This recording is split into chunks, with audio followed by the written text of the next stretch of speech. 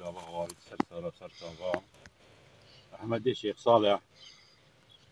ونحن يجي دورك أوي زانن هنيك شاقرتي هنا يجي محمد مصطفى بهزاد أحمد تبليبي بي ونحن يجي تبليبي بي أحمد شيخ صالح مواقفه غدا نطلع قال لك كلام جي بشيء ذا شيء في آلي إلى آخره هذا سر ذي النقطة سر يا أحمد الشيخ صالح بيشم مسألة زمانه كردي وعربي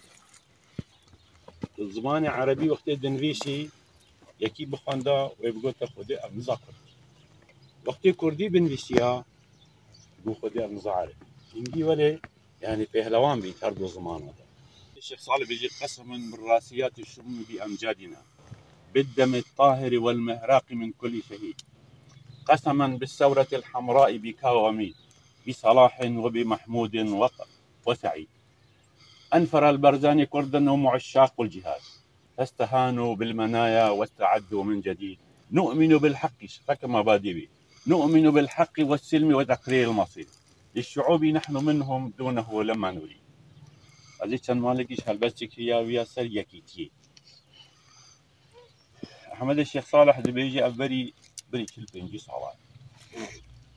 بيجي خورتين ملينا بيجمار جيون نهنجن نابو داره سربستي وآزادي كار جيني دخازم بهدار او هي ذيو غازي دكن گر امنا بن دوستي چكن در دي بدست درمان نكن دي ام بمين من دوا هنگي مگو ام وستيان تاكو بچيني ام گهان دنگي ما چو كوما جهان كسك لما نابشيان